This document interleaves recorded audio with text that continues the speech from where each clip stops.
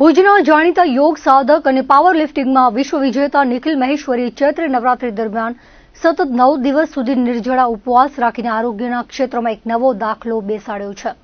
આ ઉપવાસના અંતે ભુજ સ્થિત આર્ષ અધ્યયન કેન્દ્ર ઓધોબાગ ખાતે સ્વામી પ્રદીપ્તાનંદ સરસ્વતીના સાનિધ્યમાં તેમના પારણાનો કાર્યક્રમ યોજાઈ ગયો હતો। આ પ્રસંગે નવી ભોજન પ્રથાના આયોજક પ્રભુભાઈ નાકરાણી મુખ્ય મહેમાન તરીકે ઉપસ્થિત રહ્યા હતા। સ્વામી પ્રદીપ્તાનંદજીએ કુદરતી ઉપચાર અને ઉપવાસની શક્તિ વિશે પોતાનો અનુભવ શેર કરતા જણાવ્યું હતું કે આપણી પ્રાણ શક્તિ માત્ર ખોરાક પચાવવાનું જ નહીં પણ શરીરના રોગોને દૂર કરવાનું અદ્ભુત સામર્થ્ય ધરાવે છે।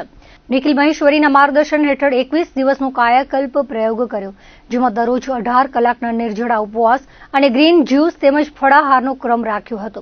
આ પ્રયોગના પરિણામે મારા શરીરમાં 19 થી 20 પ્રકારના હકારાત્મક ફેરફારો જોવા મળ્યા છે।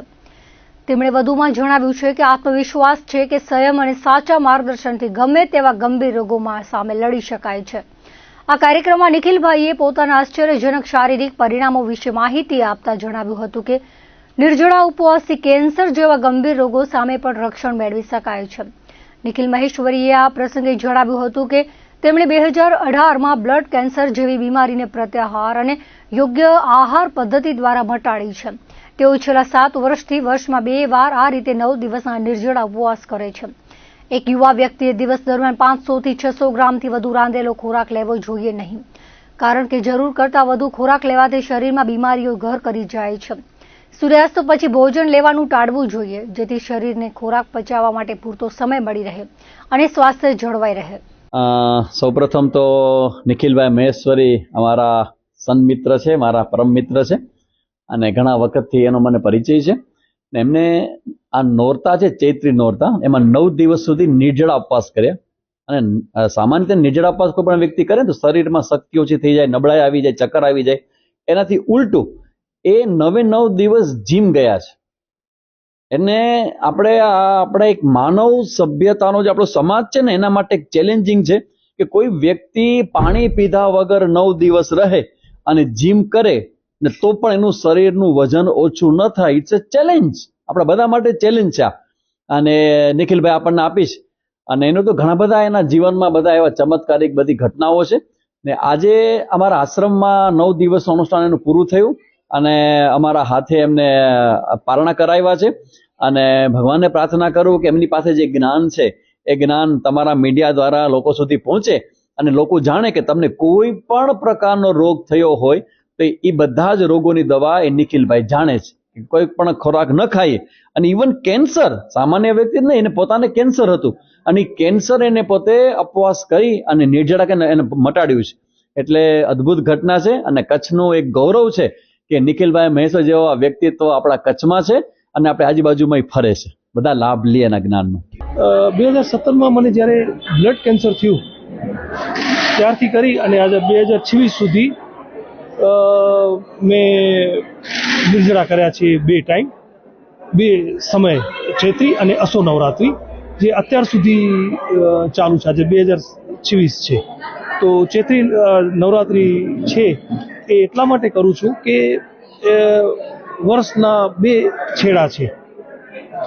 જ્યારે ઋતુ ચેન્જ થાય છે, ઉનાળામાંથી શિયાળામાંથી ચોમાસામાંથી શિયાળું જ્યારે આવે છે ત્યારે ચૈત્રી અવસો નવરાત્રી હોય છે ત્યારે ડિટોક્સ કરું છું શરીરને। અને બીજું કે માર્ચ એપ્રિલમાં જે આવે છે ચૈત્રી નવરાત્રી ત્યારે પણ મારું શરીર ડિટોક્સ કરું છું।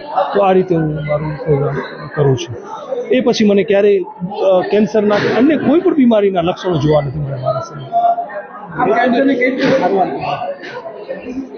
મેં કેન્સરની સારવાર એ કરી કે 2017માં મને બ્લડ કેન્સર ડિટેક્ટ થયું। ડૉક્ટર વિકાસ ગઢવી એ મને ટ્રીટ કરેલું હતું। બોન મેરોમાં પણ એવું જાણવા મળ્યું કે ક્રોનિક લ્યુકેમિયા ફેઝ 3 પૂરું થઈ ગયું હતું ને 4થું ચાલુ હતું, તો ફેઝ 4માં મને લ્યુકેમિયા કેન્સર, બ્લડ કેન્સર એ ડિટેક્ટ થયું હતું। એટલે મને વિચાર આવ્યો કે આને હું નેચરોપેથીથી અને મારી જે પ્રાણ સાધના છે એનાથી હું ઠીક કરું। એટલે હું વિપસના કેન્દ્ર મુંબઈનું નક્કી કર્યું, કારણ કે વિપસના કેન્દ્ર ખારઘરમાં છે મુંબઈમાં। ત્યાં ની બાજુમાં જ ખારગર ધ્યાન કેન્દ્ર છે, એની બાજુમાં જ ટાટા મેમોરિયલ રિસર્ચ સેન્ટર છે. તો ત્યાં રિસર્ચ સેન્ટરમાં પણ મેં વાત કરી, ડૉક્ટર ભટ્ટ કરીને છે એમને, ને એમણે કીધું કે અમે આના પર સંશોધન કરશું. તો એ લોકો કોઈ સંશોધન કરવા આવ્યા નહીં. પણ મારું 9 દિવસમાં, એટલે ટાટા મેમોરિયલમાં પણ મેં અમુક રિપોર્ટ કરાવ્યા હતા બ્લડ કેન્સરના, એ મારા પોઝિટિવ આવ્યા હતા. અને 9 દિવસ પછી, 8 દિવસ પછી એ રિપોર્ટ બધા નેગેટિવ આવ્યા હતા. 9મે દિવસે બધા રિપોર્ટ જે છે લોહીના એ નેગેટિવ આવ્યા હતા અને હું ઠીક થઈ ગયો હતો. આપણે વિપક્ષે એમાં જવાની કઈ રીતે પ્રેરણા મળે, કઈ રીતે ખાસ કરીને આજે પૂર્ણાવતિ છે નિર્જળની, ક્યાં પૂર્ણાવતિ કરવામાં આવી, નિર્જળથી શું ફાયદા છે? હા, આ વખતે મેં આપણું જે આર્ટ્સ અધ્યયન કેન્દ્ર છે સ્વામી પ્રદીપાનંદ સરસ્વતી, એમના હાથે મેં પારણા કર્યા છે અને એમણે મને પારણા કરાવ્યા છે.